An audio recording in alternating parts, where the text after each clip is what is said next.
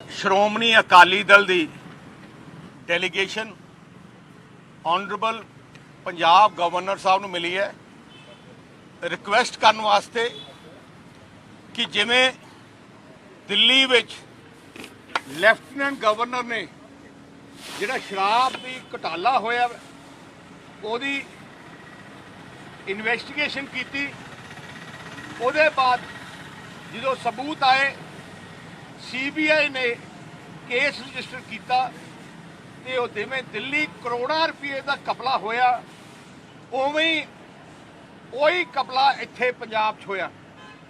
ਮੈਂ ਥੋੜੇ ਦਿਨ ਪਹਿਲੇ ਪ੍ਰੈਸ ਕਾਨਫਰੰਸ ਰਾਹੀਂ ਪੂਰੀ ਡਿਟੇਲ ਦੱਸੀ ਕਿ ਜਿਵੇਂ ਦਿੱਲੀ ਦੀ ਸ਼ਰਾਬ ਦੀ ਪਾਲਿਸੀ ਸਿਸੋਦੀਆ ਸਾਹਿਬ ਨੇ ਡਿਪਟੀ CM ਨੇ ਬਣਾਈ, ਉਹੀ ਪਾਲਿਸੀ ਉਹਨਾਂ ਨੇ ਪੰਜਾਬ ਦੀ ਪਾਲਿਸੀ ਉੱਥੇ ਉਹਨਾਂ ਨੇ ਬਣਾਈ।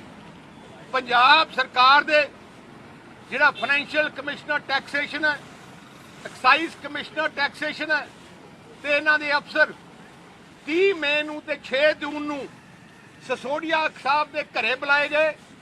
ਸਿਸੋਦੀਆ ਦੇ ਡਰਾਇੰਗ ਰੂਮ 'ਚ ਮੀਟਿੰਗ ਹੋਈ, ਉੱਥੇ ਪਾਲਿਸੀ ਬਣਾਈ ਗਈ ਤੇ ਹੁਕਮ ਦਿੱਤੇ ਗਏ ਕਿ ਜਿਹੜੇ L1 ਹੈ ਉਹ ਪੂਰੇ ਪੰਜਾਬ 'ਚ ਇੱਕ ਕੰਪਨੀ ਦਾ ਇਕੱਲਾ ਇੱਕ ਹੋਊਗਾ ਜਿਵੇਂ ਪਾਲਿਸੀ ਦਿੱਲੀ ਸੀ, ਤੇ ਜਿਹੜੇ ਨੂੰ ਦਿੱਲੀ ਦਿੱਤਾ L1 ਪੂਰੀ ਮੋਨੋਪੋਲੀ ਦਿੱਤੀ ਹੈ ਦਿੱਲੀ ਬ੍ਰਿੰਡਕੋ ਵਰਗੀ ਕੰਪਨੀ ਨੂੰ, ਸੇਮ ਬੰਦੇ ਨੂੰ ਉਹਨਾਂ ਨੇ ਪੰਜਾਬ 'ਚ ਕਿਹਾ ਕਿ ਇਹਨਾਂ ਨੂੰ ਦੇ ਦਿਓ। ਦੇਖੋ ਕਿੱਡਾ ਵੱਡਾ ਕਪਲਾ ਹੈ, ਘੱਟ ਤੋਂ ਘੱਟ 500 ਕਰੋੜ ਰੁਪਏ ਦਾ ਇਹਦੇ 'ਚ ਕਪਲਾ ਹੈ। ਆ ਜਿਹੜਾ L1 ਹੈ ਜਿਹੜਾ ਵੱਡਾ ਕਪਲਾ ਕੀਤਾ ਕਿ ਜੇ L1 ਪਾਲਿਸੀ 'ਚ ਲਿਖਤਾ ਕਿ L1 ਦਾ ਪ੍ਰੋਫਿਟ 5% ਤੋਂ ਵਧਾ ਕੇ 10% ਕੀਤਾ ਜਾਂਦਾ ਹੈ ਤੇ L1 ਦੇ ਮਾਲਕ ਜਿਹੜਾ ਬ੍ਰਿੰਡਕੋ ਹੈ ਤੇ ਅਨੰਤ ਵਾਈਨ ਦਾ ਉਹਨਾਂ ਨੂੰ ਕਿਹਾ ਕਿ ਜਿਹੜਾ 5% ਵਧਾਇਆ ਜਿਵੇਂ ਦਿੱਲੀ ਕੀਤਾ ਇਹਨਾਂ ਨੇ ਡਬਲ ਕਰਕੇ ਉਹਨਾਂ ਤੋਂ ਪੈਸਾ ਲਿੱਤਾ, ਉਸੇ ਤਰੀਕੇ ਨਾਲ ਉਹਨਾਂ ਨੇ ਪੰਜਾਬ 'ਚ ਉਹ ਪੈਸਾ ਲੈਣ ਦਾ ਪਲਾਨ ਬਣਾਇਆ ਤੇ ਲਿੱਤਾ। ਉਹੀ ਬੰਦਾ L1 ਦਾ ਜਿਹਨੂੰ ਅਲਾਟ ਕੀਤਾ ਦਿੱਲੀ 'ਚ ਹੈ, ਉਹੀ ਇੱਥੇ ਹੈ। ਦਿੱਲੀ ਵੀ CBI ਨੇ ਉਹਦੇ ਤੇ ਕੇਸ ਰਜਿਸਟਰ ਕੀਤਾ ਹੈ, ਫਿਰ ਪੰਜਾਬ 'ਚ ਕਿਉਂ ਨਹੀਂ? ਦਿੱਲੀ ਵੀ ED ਨੇ ਕੇਸ ਰਜਿਸਟਰ ਕੀਤਾ ਹੈ, ਫਿਰ ਪੰਜਾਬ 'ਚ ਕਿਉਂ ਨਹੀਂ? ਜਿਨ੍ਹਾਂ ਨੇ ਦਿੱਲੀ ਪਾਲਿਸੀ ਬਣਾਈ ਹੈ 100% ਉਹੀ ਆਦਮੀ ਹੈ ਜਿਨ੍ਹਾਂ ਨੇ ਪੰਜਾਬ ਦੀ ਪਾਲਿਸੀ ਬਣਾਈ ਹੈ। ਜਿਹੜੇ ਸਵਾਲ ਦੋ ਵੱਡੇ ਆਉਂਦੇ ਆ ਤਿੰਨ ਕੇਸ ਵਿੱਚ, ਇੱਕ ਪੰਜਾਬ ਦੇ ਅਫਸਰ financial commissioner taxation, excise commissioner taxation ਤੇ ਪੰਜਾਬ ਦੇ ਬਾਕੀ ਅਫਸਰ ਦਿੱਲੀ ਕੀ ਕਰਨਗੇ ਡਿਪਟੀ CM ਦੇ ਘਰੇ? 2 ਵਾਰ ਐਕਸਾਈਜ਼ ਪਾਲਿਸੀ ਦੀ ਮੀਟਿੰਗ ਕਿਉਂ ਹੋਈ? ਦੂਜੀ ਗੱਲ, ਜਿਹੜੇ ਪੂਰੇ ਪੰਜਾਬ ਵਿੱਚ ਨਹੀਂ ਤਾਂ 100 L1 ਹੁੰਦਾ, ਲੋਕਾਂ ਕੋਲੇ ਆਪਸ਼ਨ ਹੁੰਦੀ ਹੈ ਕਿਤੋਂ ਮਰਜ਼ੀ ਲੈ ਕੇ L1 ਤੋਂ ਸ਼ਰਾਬ ਲੈ ਸਕਣ। ਇੱਥੇ ਮੋਨੋਪੋਲੀ ਇਕੱਲੇ ਇੱਕ ਬੰਦੇ ਇੱਕ ਮੈਨੂਫੈਕਚਰ ਨੂੰ ਦਿੱਤੀ, ਮੋਨੋਪੋਲੀ ਪੂਰੇ ਪੰਜਾਬ ਦੀ ਇੱਕ ਬੰਦੇ ਕੋਲੇ। ਕਿਉਂ?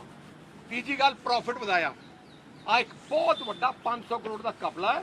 ਅਸੀਂ ਗਵਰਨਰ ਸਾਹਿਬ ਨੂੰ ਬੇਨਤੀ ਕੀਤੀ ਕਿ ਜਿਵੇਂ ਲੈਫਟੀਨੈਂਟ ਗਵਰਨਰ ਦਿੱਲੀ ਨੇ ਇਨਕੁਆਇਰੀ ਕਰਕੇ ਕੇਸ ਰਜਿਸਟਰ ਹੋਇਆ, ਸਿਸੋਦੀਆ ਸਾਹਿਬ ਕਿਸੇ ਵੀ ਟਾਈਮ ਫੜ ਸਕਦੇ ਆ, ਇਹਦੀ ਇਨਕੁਆਇਰੀ ਪੰਜਾਬ ਦੀ ਵੀ ਇਮੀਡੀਏਟਲੀ CBI ਤੇ ED ਨੂੰ ਕੀਤੀ ਜਾਏ।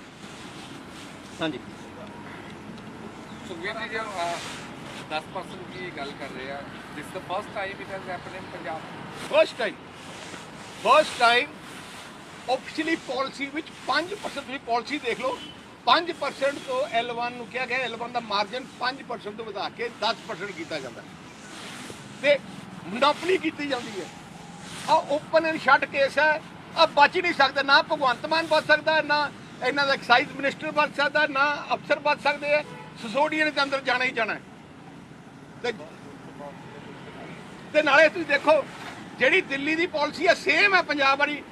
ਸਿਸੋਦੀਆ ਸਾਹਿਬ ਨੇ ਤੇ ਆਮ ਆਦਮੀ ਪਾਰਟੀ ਕੇਜਰੀਵਾਲ ਨੇ ਡਰ ਕੇ ਉਹ ਵਾਪਸ ਕਰ ਲਈ, ਫਿਰ ਪੰਜਾਬ ਦੀ ਕਿਉਂ ਨਹੀਂ ਕਰ ਰਹੇ? ਹੋਰ ਕੋਈ ਸਵਾਲ? ਸੁਖਬੀਰ ਜੀ, ਇੱਕ ਬੈਬਲ ਕਲਾ ਗੋਲੀ ਕਾਂਡ ਦੇ ਵਿੱਚ ਵੀ ਤੁਹਾਨੂੰ ਇੱਕ ਸਮਨ ਕਾਂਡ ਦੇ ਮਾਮਲੇ ਦੇ ਵਿੱਚ ਯਾ ਜਦੋਂ ਜਿੰਨੇ ਮਰਜ਼ੀ ਸਬਨ ਕਰਦਾ, ਜਦੋਂ ਜਿੱਥੇ ਮਰਜ਼ੀ ਕਰਨ ਮੈਂ ਤਿਆਰ ਆ ਜਾਣ। 14 ਤਰੀਕ ਨੂੰ ਤੁਹਾਨੂੰ ਆ ਗਿਆ ਜੇਲ੍ਹਾਂ ਨੂੰ ਲੈ ਕੇ ਜਿਹੜੀ ਰਿਪੋਰਟ, ਮੈਂ ਤਾਂ ਉਹਨਾਂ ਨੂੰ ਆ ਵੀ ਕਿਹਾ, ਸਮਨ ਲੈਣ ਆਏ ਸੀ, ਮੈਂ ਕਿਹਾ ਮੇਰੇ ਨਾਲ ਫੋਟੋ ਖਿਚਾ ਲਓ। ਅਜੇ ਤੱਕ ਮੈਂ ਪਹਿਲੇ ਕੀ ਸੀ, ਮੈਂ ਆਊਟ ਆਫ ਕੰਟਰੀ ਸੀ, ਮੈਂ ਬਾਹਰ ਗਿਆ ਸੀ ਜਦੋਂ ਇੱਥੇ ਨੇ ਸਮਨ ਭੇਜੇ। ਲੀਗਲੀ ਮੈਨੂੰ ਸਰਵ ਕਰ ਹੀ ਨਹੀਂ ਸਕਦੇ ਕਿਉਂਕਿ ਮੈਂ ਬਾਹਰਲੇ ਕੰਟਰੀ ਸੀ। ਉਹਦੇ ਬਾਅਦ ਉਹਨਾਂ ਨੇ ਭੇਜੇ ਨਹੀਂ। ਸਰ 14 ਤਰੀਕ ਤੇ ਸਮਨ ਸਰਵ ਹੋ ਗਿਆ। 14 ਤਰੀਕ ਦੇ ਮੈਂ ਇਹਨਾਂ ਨੂੰ ਆਪ ਮੈਨੂੰ ਟੈਲੀਫੋਨ ਤੇ ਮੇਰੀ ਗੱਲ ਹੋਈ। ਮੈਂ ਕਿਹਾ ਤੁਸੀਂ ਮੈਂ ਆਪ ਕੀਤੀ ਈਡੀ ਦੇ ਆਪਣਾ ਸੌਰੀ ਸੈੱਟ ਦੇ ਅਫਸਰਾਂ ਨਾਲ। ਮੈਂ ਕਿਹਾ ਜੀ ਦੱਸੋ ਕਦੋਂ ਆਉਣਾ ਤੇ ਮੈਂ ਆਪ ਉਹਨੂੰ ਟੈਲੀਫੋਨ ਕੀਤਾ। ਅੱਜ ਵੀ ਆਈ 6 ਤਰੀਕ ਮੈਂ ਕਿ ਲਿਆਓ, ਸਾਨੂੰ ਕੋਈ ਡਰ ਦੀ ਲੋੜ ਨਹੀਂ। ਇਹਨਾਂ ਕੋਲੇ ਆਪਣੀ ਜਿਹੜੀ ਸਰਕਾਰ ਹੈ, ਪਹਿਲੇ ਕਾਂਗਰਸ ਨੇ 5 ਸਾਲ ਡਰਾਮਾ ਕੀਤਾ ਬੇਅਦਬੀ ਦੇ ਨਾਂ ਤੇ, ਦੋਸ਼ੀਆਂ ਨੂੰ ਫੜਨ ਦੀ ਬਜਾਏ ਪੋਲੀਟੀਕਲ ਗੇਮ ਕੀਤੀ। ਹੁਣ ਆਪ ਕਰ ਰਹੀ ਹੈ, ਆਪਣੀਆਂ ਕਮਜ਼ੋਰੀਆਂ ਲੁਕਾਉਣ ਤੇ ਲੱਗੇ ਹੈ। Thank you. ਦਾਦੂਵਾਲ ਜੀ ਕਹਿੰਦੇ ਨੇ ਕਿ ਤੁਸੀਂ ਭੱਜ ਰਹੇ ਹੋ ਸਵਾਲਾਂ ਤੋਂ। ਦਾਦੂਵਾਲ ਕਹਿੰਦੇ ਕਿ ਤੁਸੀਂ ਭੱਜ ਰਹੇ ਹੋ ਸਵਾਲਾਂ ਤੋਂ। ਮੈਂ ਕਿਸ ਚੀਜ਼ ਦਾ ਭੱਜਣਾ? ਮੈਂ ਤਾਂ ਆਪ ਕਿਹਾ ਇਨਵੈਸਟੀਗੇਸ਼ਨ ਤੋਂ ਭੱਜ ਰਹੇ ਹੋ।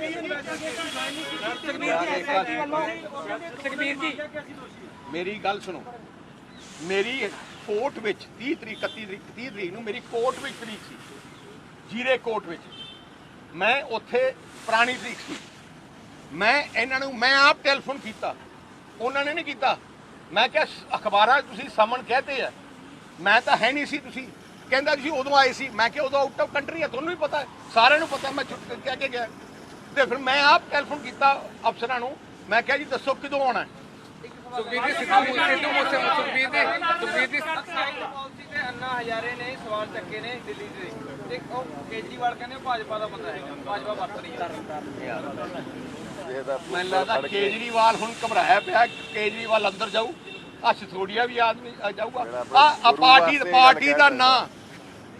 ਦਾ ਨਾਂ ਆਮ ਆਦਮੀ ਨਹੀਂ, ਠੱਗਿਆਂ ਦੀ ਪਾਰਟੀ ਹੈ, ਠੱਗ ਪਾਰਟੀ। ਤੇ ਮੈਂ ਇੱਕ ਹੋਰ ਵੀ ਕਹਿਣਾ ਚਾਹਣਾ, ਸੁਖਬੀਰ ਜੀ ਇੱਕ ਮੈਂ ਤੁਹਾਨੂੰ ਦੱਸਾਂ, ਮੈਂ ਇਸ ਗੱਲ ਤੇ ਇੱਕ ਹੋਰ ਵੀ ਕਹਿਣਾ ਚਾਹਣਾ। ਮੈਂ ਇੱਕ ਹੋਰ ਵੀ ਕਹਿਣਾ ਚਾਹਣਾ, ਕੇਜਰੀਵਾਲ ਜੇ ਅੱਜ ਦਿੱਲੀ ਦਾ ਮੁੱਖ ਮੰਤਰੀ ਹੈ, ਅੰਨਾ ਹਜ਼ਾਰੇ ਜੀ ਕਰਕੇ ਹੈ।